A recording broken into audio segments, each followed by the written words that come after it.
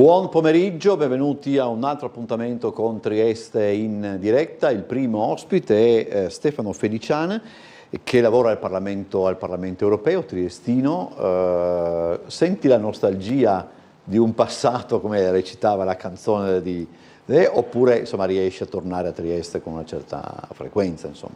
Sì, quando ogni tanto riesco, la logistica, i trasporti, così è più facile in altre città italiane, però è sempre un piacere tornare qui, e poi soprattutto a Tele4, che sarà 20 anni dagli anni di Daniele D'Amele che vengo qui in altre condizioni, però è sempre un grande piacere tornare qui da voi. Bruxelles è una bellissima città, io l'ho vista nel 1987, figuriamoci, è un po' stravolta, no? dalle istituzioni europee, cioè tu vedi, non c'è gente che non vedi con un cartellino appeso al collo, è stata un po', diciamo così, invasa dall'Europa.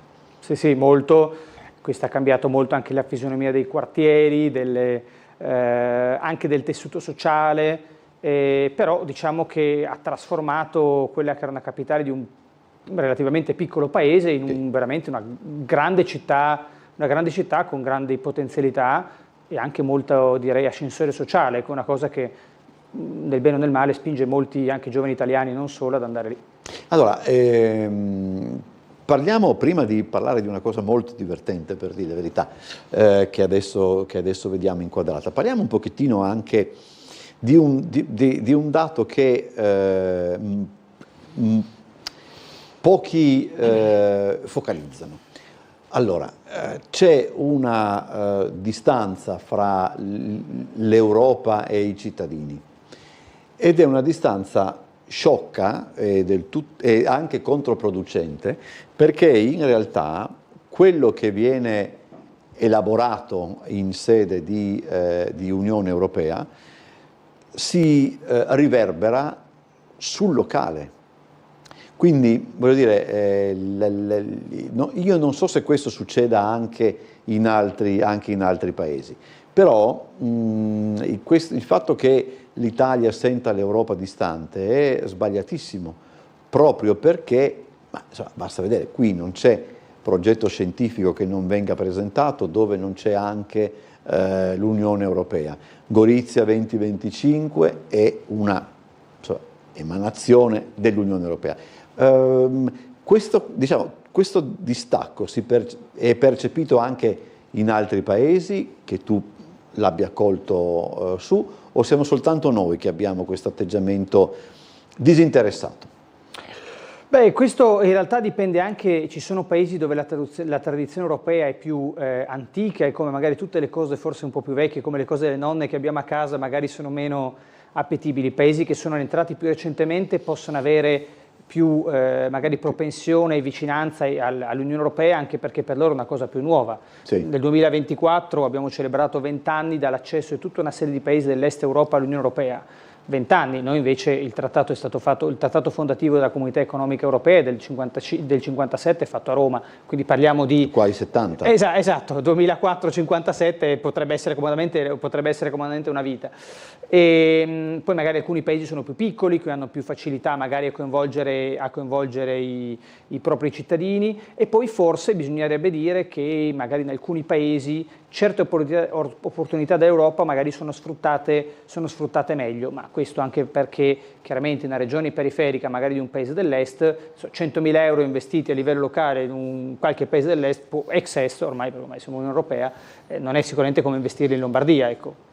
Quindi le percezioni cambiano. Molti sostengono anche che uno dei limiti dell'Europa sia quello di legiferare in un certo modo, per esempio ultimamente le auto green, le case green, eccetera,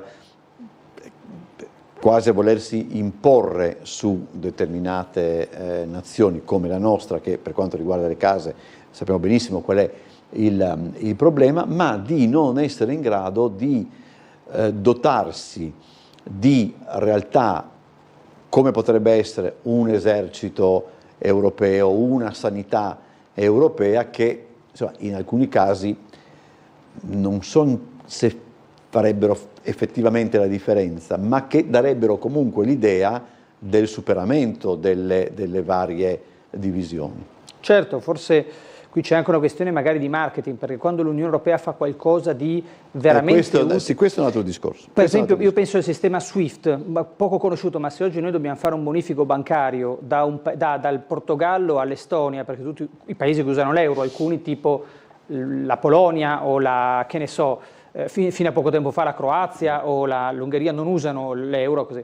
Chi utilizza l'euro in 24-48 ore può trasferire fino a 50.000 euro, quanto è, soldi da una parte all'altra del continente senza bisogno di spendere una lira. Questa è una cosa che ha fatto l'Unione Europea, che penso sia molto positiva. Noi possiamo andare in Slovenia usando il roaming telefonico, lo conosciamo tutti perché qua a Trieste sono pochi chilometri, io lo faccio regolarmente per lavoro girando in tutta Europa.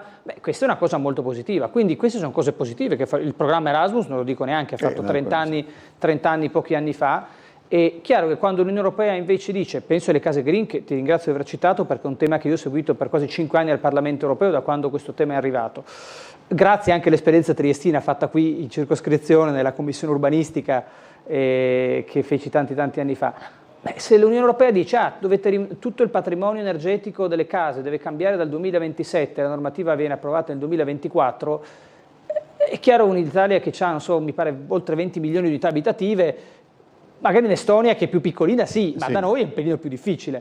E quindi quando vengono fatte proprio delle scelte che forse sono un po' troppo fuori dal target, che magari a Bruxelles sono bellissime sulla carta, ma nella realtà sono diverse, ecco allora a quel punto si crea quella discrasia che personalmente ritengo allontani un po' il cittadino medio dalla politica europea e forse anche dalla politica in generale. Come è stata ormai, insomma, digerita, credo sicuramente, però insomma si è ragionato, molto spesso si è raccontato che cosa è successo nel Regno Unito da quando il Regno Unito è uscito dall'Unione Europea, ma poco si è raccontato di quello che è successo a livello di Unione Europea con l'uscita del Regno Unito. Che cosa è cambiato? Gli atteggiamenti in realtà che permangono sono due. Ci sono certi paesi, io l'ho visto chiaramente nei negoziati, che avevano un po' l'idea punitiva, al Regno Unito fuori, saluti, basta. Ma per tornare a un tema che ci hai detto prima, quello della difesa, che io insomma, visto il mio background professionale, ho seguito in maniera estesa, avendo anche avuto la fortuna di negoziare tutti i dossier industriali della difesa europea ben prima di tutti gli ultimi conflitti, se uno parla per esempio di un tema come la difesa e dice la Gran Bretagna non serve.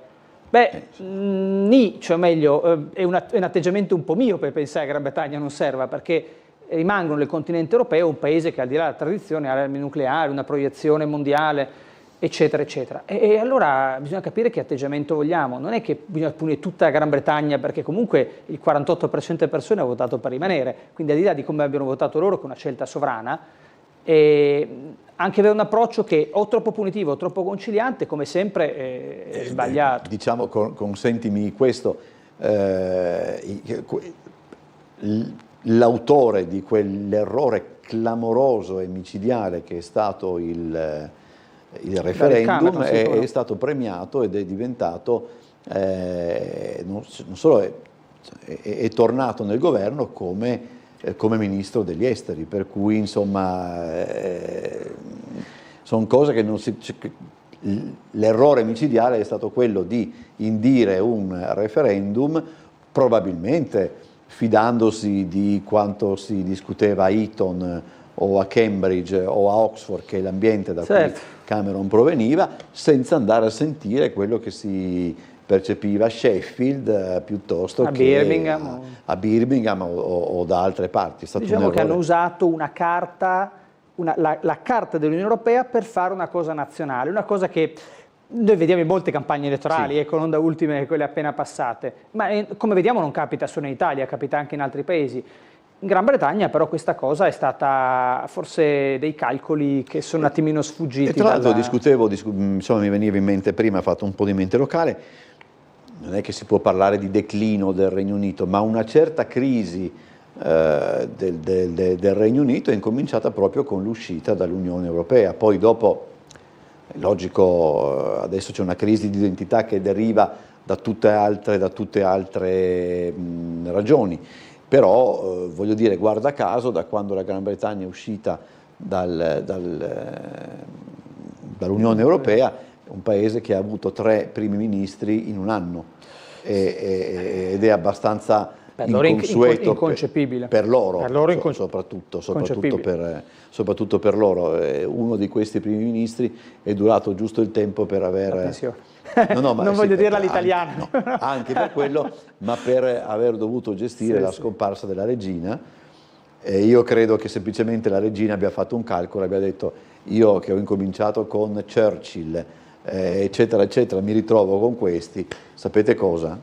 Fregato, ma insomma queste sono grande iato nel Partito Conservatore fra la parte che era pro Brexit, cioè per l'uscita, e quella che invece voleva rimanere, uno split che adesso a luglio, quando avranno le elezioni, si vedrà. Perché... Ecco, ma si vota? Perché oggi il Corriere della Sera ha fatto un elenco dei paesi che andranno al voto, e la Gran Bretagna non c'era, forse probabilmente perché non c'è ancora la data. La data doveva essere il 4 luglio, ma lì è il primo ministro, deve sciogliere le Camere, e lui ha molti più, da noi è poi il Presidente della Repubblica che ha alla fine questo potere, invece da lui è lui che porta al re il fatto compiuto. Sunak spera di accelerare i tempi, avrebbero dovuto votare mi pare a gennaio, lui spera di accelerarli a luglio sperando di contenere le falle probabilmente, per poi adesso pare che Farage torni. Mamma mia. No, ma sono messi bene anche loro, detta in vernacolo. C'è abbastanza divertimento anche lì.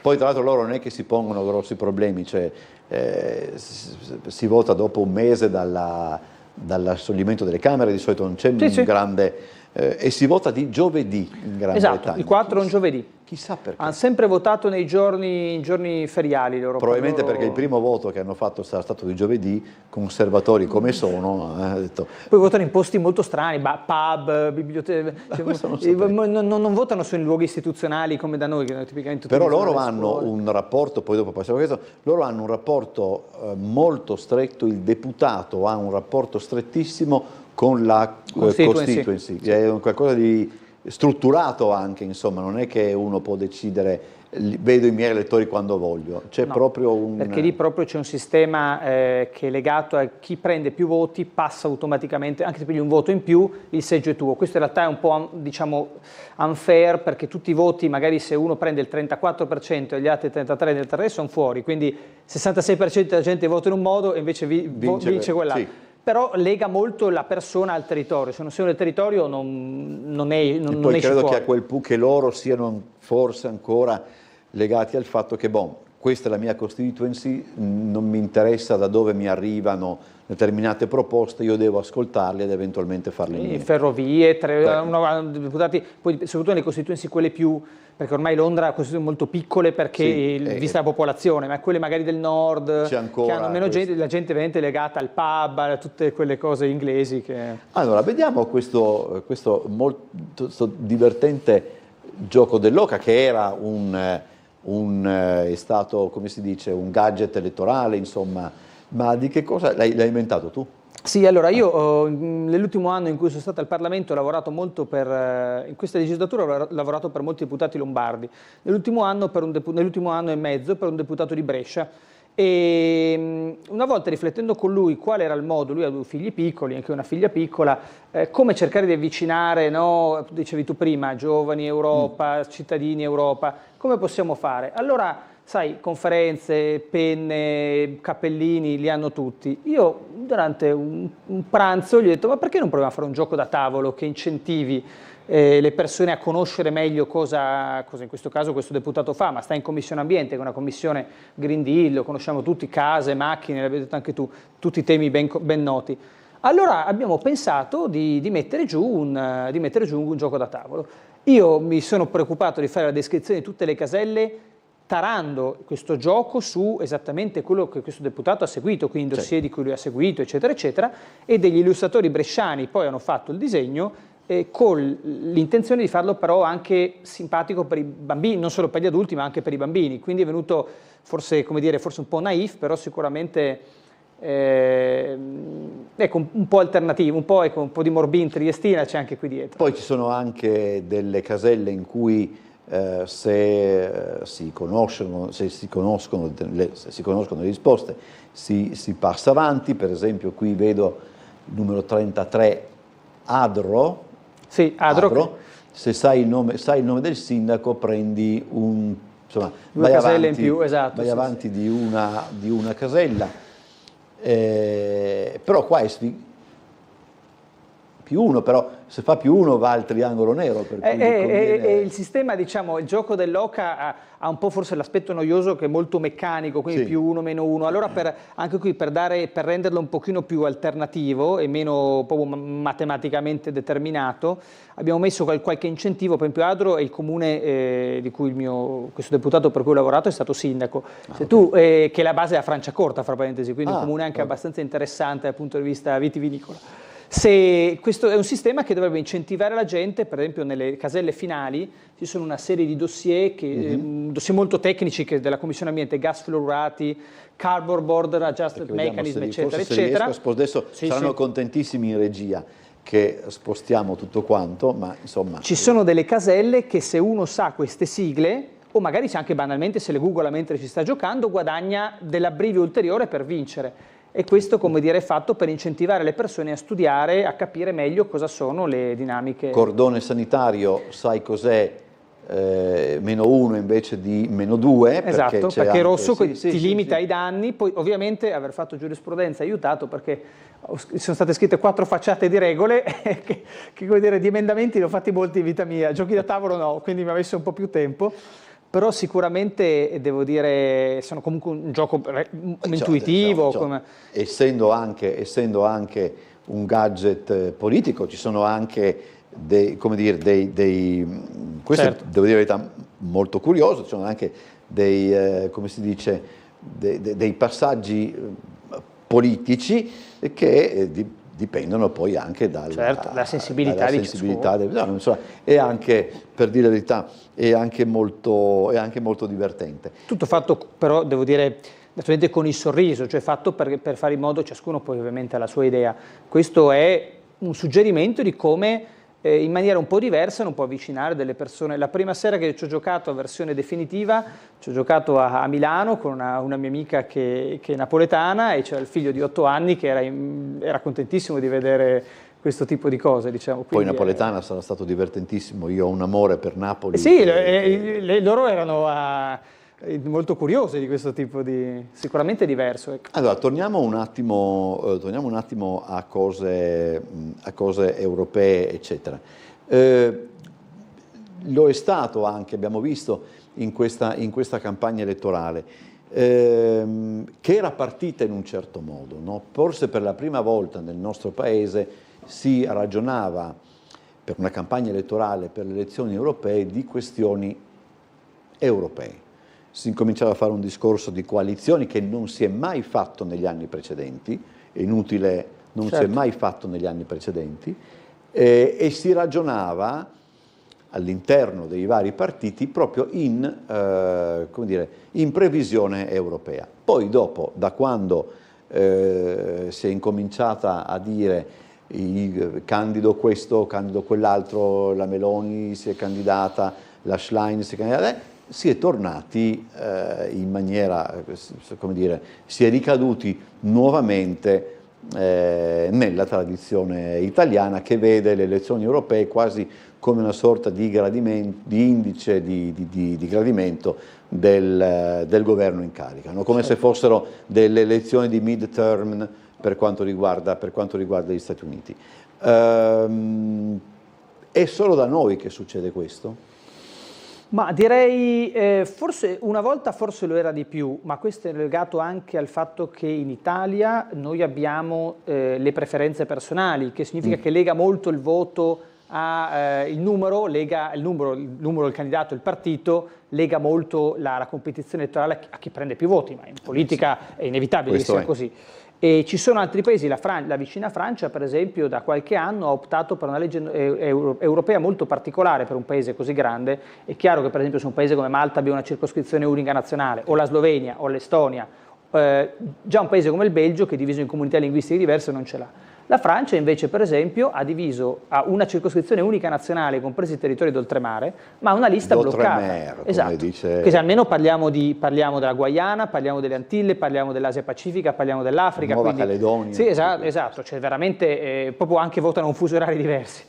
Però loro hanno fatto un blocco unico nazionale per cui una lista ha gli stessi candidati che voti a Mayotte, li voti in Guadalupe o li voti a Parigi. Ogni Stato poi può decidere finché il sistema è proporzionale come farsi la sua legge elettorale, la soglia o no. Però certo che abbiamo visto in queste ultime campagne, queste ultime penso europee, molto più trazione nazionale su temi europei. Mi spiego, in Francia tutta la questione Le Pen cresce, non cresce, così. Penso in Germania, tanti dibattiti su cose, altri paesi pure, in Polonia tutta una sfida molto a destra, diciamo, fra i conservatori che prima al governo, che sono stati appena ribaltati pochi mesi fa dall'altro partito, non dico conservatore, ma comunque di centrodestra, così. Sì.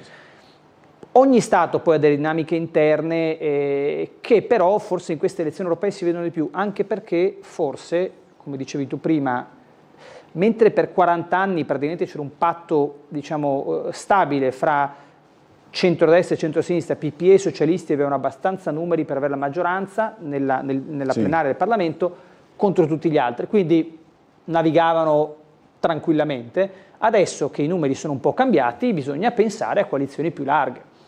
E infatti era interessante quando si parlava di coalizioni a livello europeo, insomma all'inizio della campagna elettorale, perché dava un respiro completamente differente. Poi si è scaduti nuovamente, ma insomma questo per certi aspetti è persino inevitabile. Ecco. È una fase, come dire, anche forse dove fra adesso la ripresa economica post-Covid, ma comunque tutta una serie di difficoltà, tutta una serie di eventi, abbiamo visto nei mesi scorsi, penso alle proteste dei contadini, così sono tematiche che comunque forse in alcuni paesi riportano la politica europea forse più vicina alla politica nazionale. In questi casi, come dire, se i due piani si ibridano, forse è difficile poi tenere le cose completamente separate. Allora, io ringrazio Stefano Felician per essere stato con noi, è stato molto divertente anche il gioco. Euroca si chiama se lo fate per una candidata donna diventa difficile. No, non si può. Uomo, un candidato uomo. Per l'amor di Dio. Grazie davvero. Adesso, dopo la pubblicità, cambiamo argomento. Grazie ancora a Stefano per essere stato con noi. Grazie a tutti voi, alla prossima.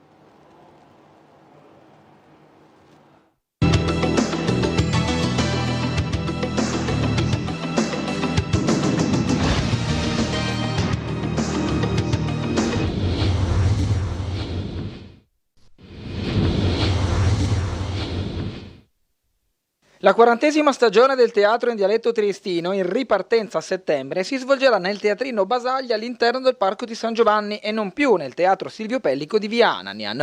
Questa novità, che coinvolge appieno l'armonia, è stata illustrata questa mattina nel corso della presentazione di Restate in Armonia 2024, la rassegna estiva che sarà in scena dal 22 giugno al 17 agosto direttamente nella nuova sede di San Giovanni. Quest'anno al Teatrino Basaglia dell'ex OPP riprendiamo quasi tutto il cartellone dell'armonia di quest'anno e dunque un'occasione per chi non ci ha visto di venire a vederci o a rivederci. Fondamentalmente il cartellone si ripete perché è proprio l'opportunità di dare a tante persone la possibilità di venire a vedere le nostre commedie, quelli che non sono potuti venire quest'inverno a teatro.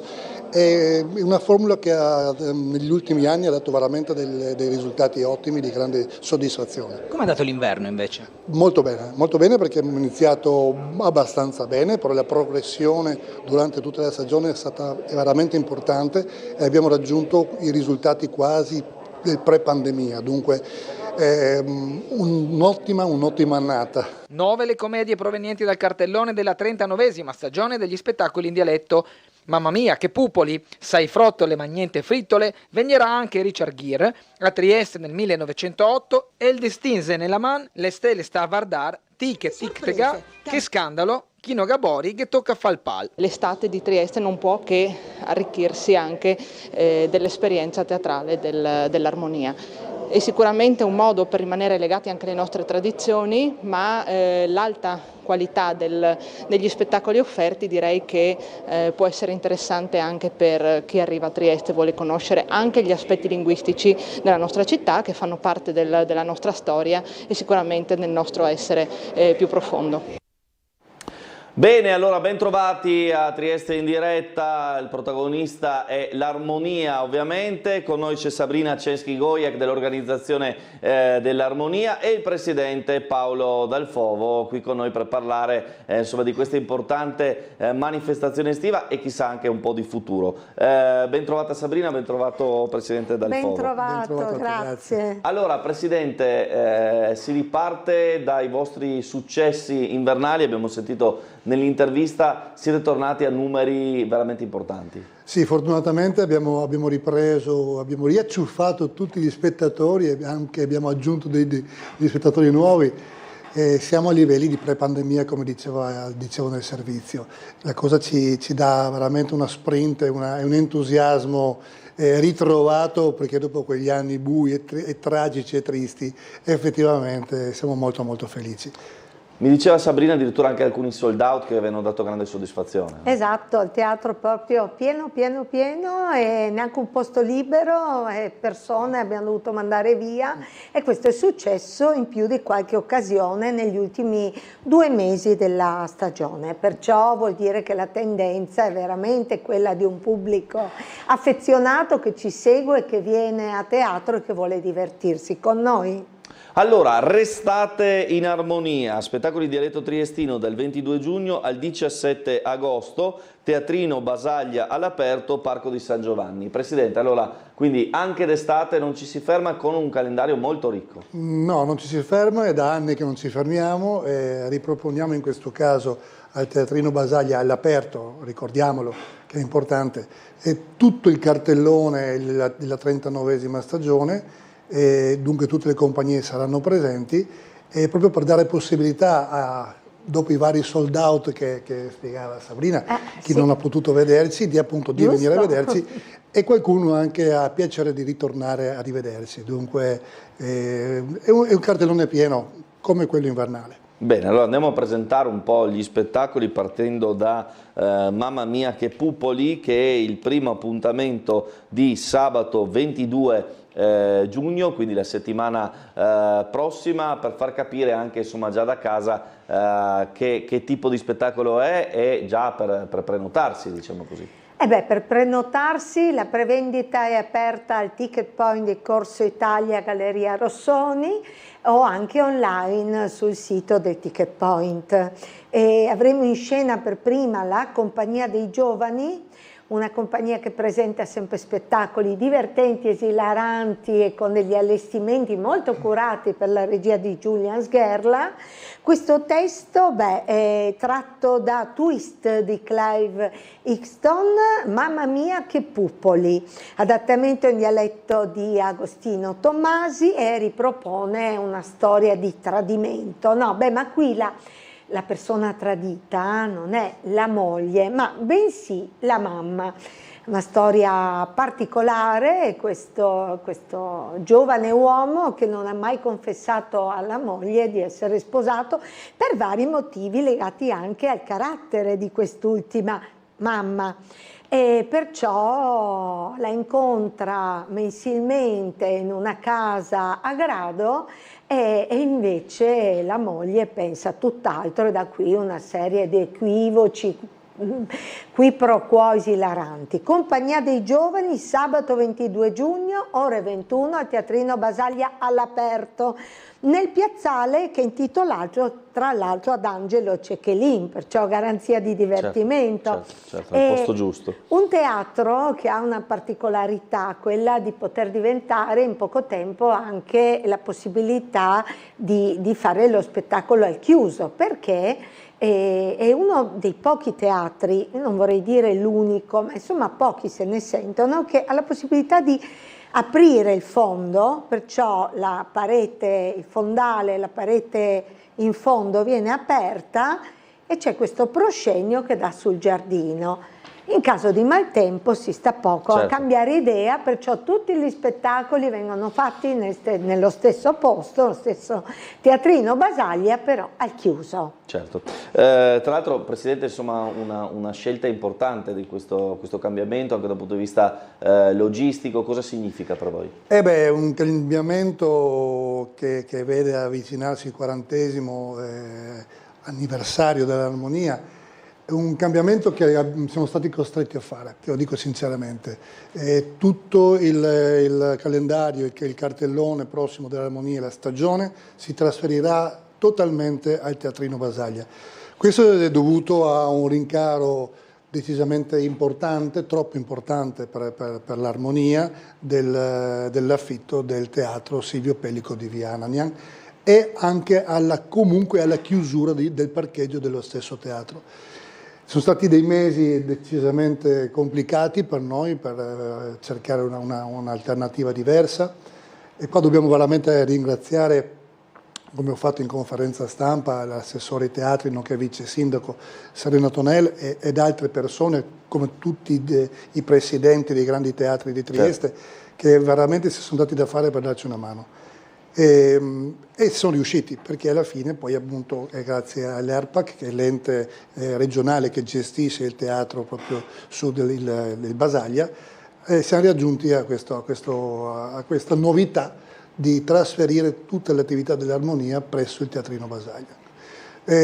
Scelta dovuta anche, voluta anche dal Consiglio direttivo, soprattutto per mantenere inalterato il prezzo del biglietto. Quell'aumento proposto ci costringeva ad aumentare non di poco il biglietto d'ingresso.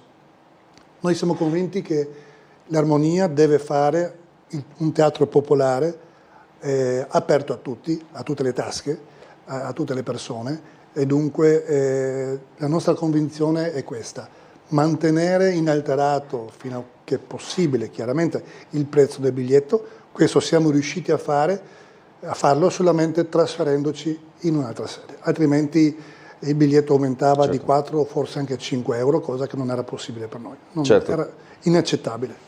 Quindi questa soluzione, prego Sabrina. Tra l'altro gli abbonati possono stare tranquilli, avranno il loro posto mantenuto anche nella sede nuova del Teatrino Basaglia, perciò quando sarà lanciata la campagna abbonamenti a fine agosto, primi di settembre, non ci saranno novità, magari qualche cambio di fila, perché la fila centrale, quella del corridoio dove si sta belli comodi con le gambe, risponde a un altro numero, però abbiamo trovato il modo di risolvere, perciò la tipologia del posto rimane invariata, come anche dal punto di vista della mobilità, di come raggiungere. La domenica pomeriggio, ad esempio, il Teatrino Basaglia all'interno del Parco di San Giovanni, e abbiamo avuto un incontro col Presidente a Trieste Trasporti, grazie anche all'interessamento del Comune, perciò ringraziamo nuovamente Vice Sindaco Serena Tonel, e stiamo studiando con loro, anzi loro stanno studiando per noi dietro Consiglio, come riuscire al pomeriggio a mantenere, per dire, l'autobus che solitamente da lunedì a venerdì transita. E la sera c'è anche l'idea dell'on demand, che è per chi va in discoteca, ma può essere anche per chi va a teatro. E tutte queste idee sono fatte per venire incontro alle esigenze del pubblico che non deve essere per niente, diciamo, non deve andarci di mezzo per via di questa situazione, ma deve trovare sempre una situazione armoniosa. Ogni tanto scherzando lo diciamo, ma si cerca di mantenere questo clima e favorire il pubblico. Questo rapporto anche con il pubblico che abbiamo da 40 anni. Ricordiamo che le nostre compagnie sono compagnie teatrali amatoriali, sono tutte associazioni di promozione sociale, l'Armonia in primis, e veniamo incontro al pubblico per un teatro popolare, veniamo incontro al pubblico regalando all'inizio dell'anno abbonamenti a categorie particolari, magari che hanno problemi anche di mobilità o di venire ad assistere per vari motivi al nostro teatro in maniera normale. Offriamo anche al comune stesso, che acquista degli abbonamenti per certe categorie, ne aggiungiamo sempre il doppio, perciò vediamo di venire incontro al pubblico sempre, e lo facciamo proprio perché tutte le persone, no, che formano l'Armonia hanno questo spirito di volontariato amatoriale, di voler coinvolgerci e coinvolgere al di fuori delle compagnie il pubblico in questa attività, che deve essere un divertimento, un momento di gioia, di svago, di relax. E i problemi di solito vanno tutti alla segreteria, quelli tecnico-burocratici, ma loro devono stare in pace. Arrivano sulla tua scrivania.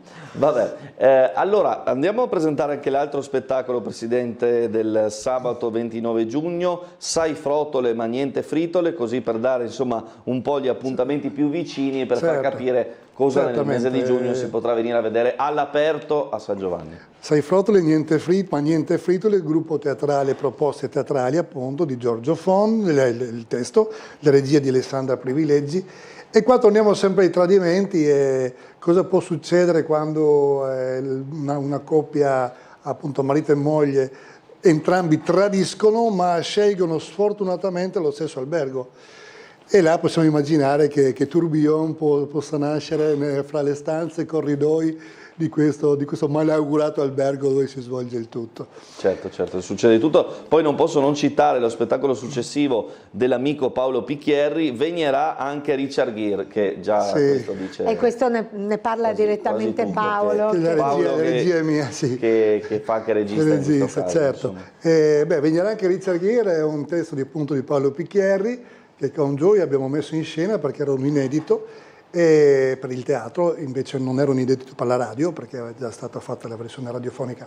E tra l'altro la replichiamo domani sabato a Sagrado, domani sera alle ore 21 abbiamo proprio una replica di questo. Al Castello d'Alimonda? Al Castello d'Alimonda di Sagrado, un bellissimo parco. Questo andremo in scena venerdì 12 luglio, appunto al Teatrino Basaglia. E qua cosa succede? Cosa succede se un capo di una compagnia ha delle idee, delle cose, vuole mettere in scena uno spettacolo con degli altri colleghi professionisti, ma non ha il testo? Chissà perché, chissà come contatta Mario Cordova. Chi è Mario Cordova? Mario Cordova è veramente la voce ufficiale di Richard Gere in Italia, la voce italiana Richard Gere. E da lì nascerà tutta una serie di situazioni che vedono Mario Cordova il protagonista indiretto di tutta questa storia, ma con una sorpresa finale decisamente molto molto carina, molto curiosa e decisamente inaspettata. Dunque venirà anche Richard Gere e chissà, forse anche capita e lo troveremo a teatro. Arriva a Sagrado questa volta. Questo insomma venerdì 12 luglio. Se volete raccontiamo anche del 13 di luglio, sabato, così insomma chiudiamo i 4 spettacoli più vicini per lanciare al pubblico. Sì, la compagnia Il Cercanome dei Gabrielli saranno presenti con A Trieste nel 1908. È un testo tratto da una commedia di Gianfranco Gabrielli che si è ispirata a un fattaccio di cronaca vero avvenuto nel 1908 a Trieste, nel rione di Roiano per l'esattezza. La revisione del testo e la regia sono di Michele Marolla, c'è una ricostruzione storica attraverso costumi, immagini e questo giallo che si rifà appunto alla commedia originale Lo Squartatore di Roiano. Appuntamento sabato 13 luglio, sempre ore 21, Teatrino Basaglia, restate in armonia. E poi ci si rivede appena il 2 di agosto, se non erro. Ah no, scusate, no, è il 20 luglio.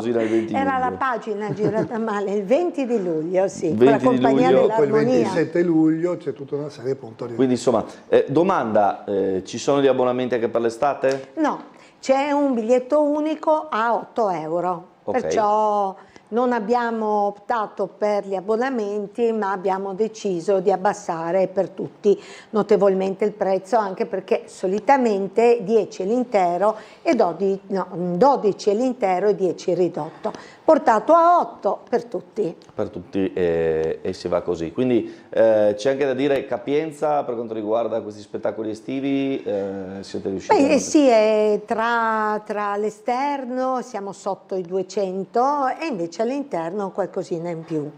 Bene, però insomma bene, bene, bene. Certo, quindi insomma si riesce a mantenere quello che è lo storico, diciamo, del vostro teatro. C'è anche un altro appuntamento in arrivo che so verrà presentato a breve, facciamo giusto vedere così al volo il volantino, perché in anteprima? No, in anteprima il Festival Internazionale Ave Ninchi dei dialetti del Triveneto e dell'Istria estate 2024, questo è il volantino in anteprima, lo sappiamo, una rassegna che insomma caratterizza Trieste da diverso tempo e che porta sia il teatro, diciamo, in dialetto triestino che negli altri dialetti istro-veneti del territorio, che insomma sono diversi ma sono tutti comprensibili da tutti, ovviamente, no? Sì, assolutamente. Cosa abbiamo in cantiere? Non so se possiamo svelare qualcosa. No, perfetto, è andato benissimo. Tra l'altro non ci sarà nel volantino, perché l'abbiamo aggiunto dopo, ci sarà una data in più.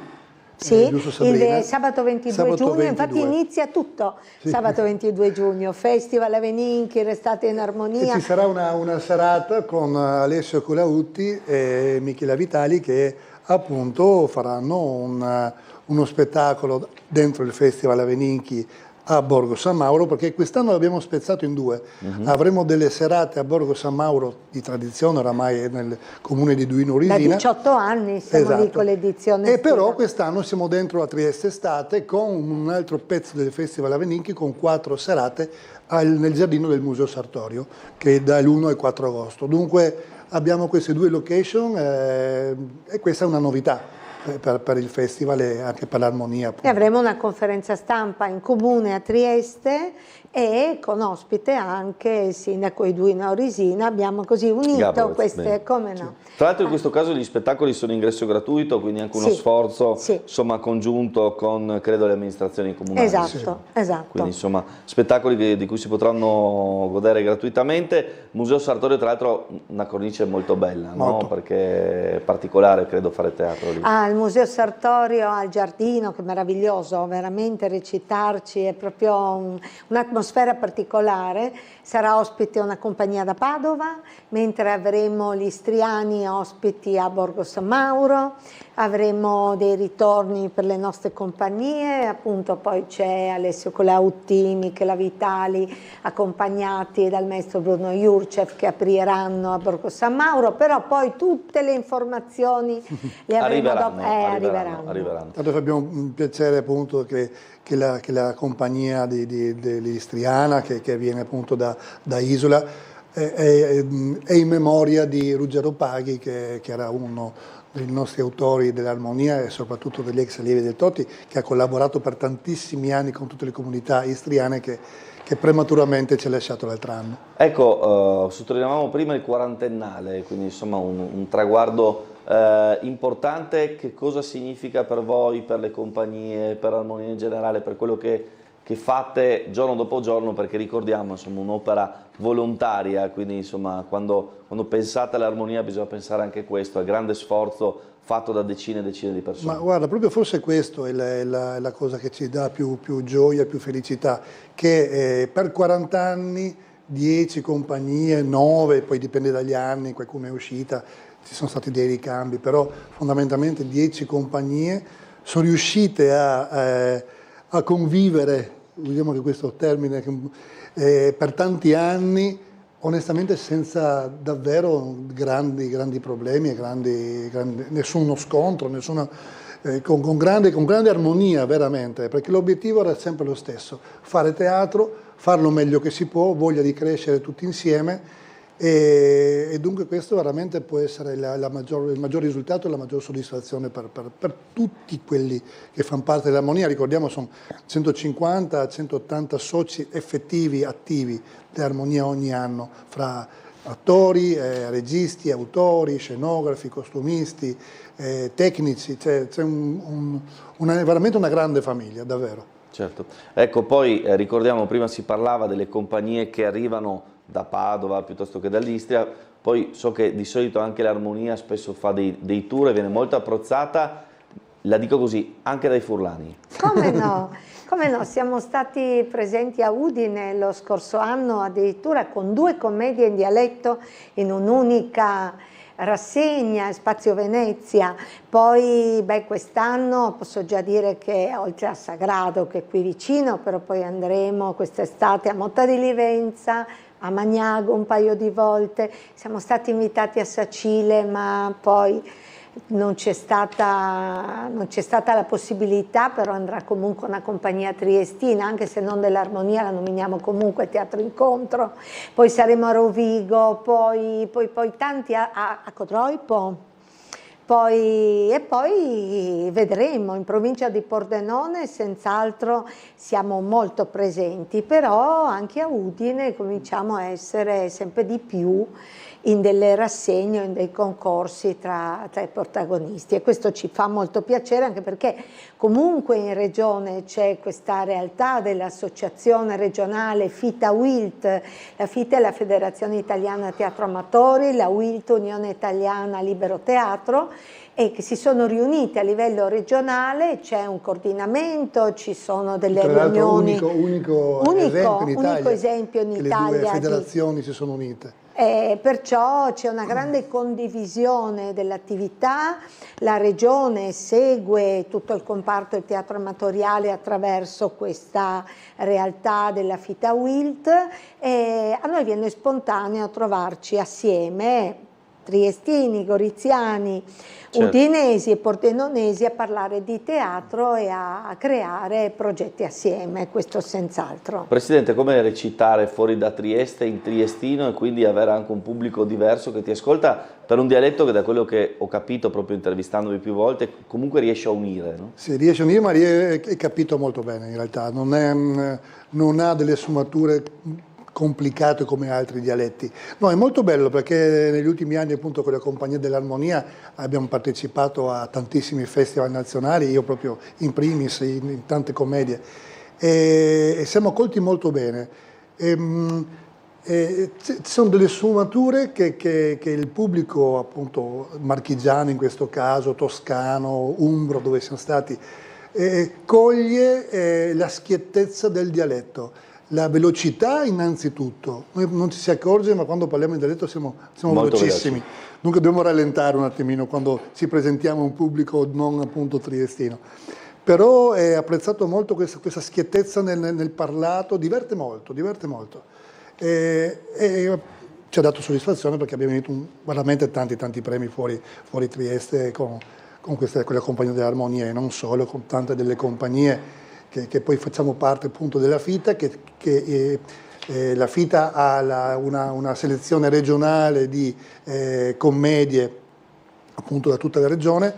Parecchie volte le compagnie dell'Armonia vincono questa selezione e vanno a far parte della selezione italiana, cioè nazionale, i giovani soprattutto in quegli ultimi anni, portando a casa anche lì delle belle soddisfazioni e degli ottimi premi. Ecco, a proposito di questo, quanti giovani si avvicinano al teatro in dialetto? Perché anche questo è il segreto poi per durare in prospettiva futura. Diciamo che il pubblico, abbiamo notato che c'è un ringiovanimento,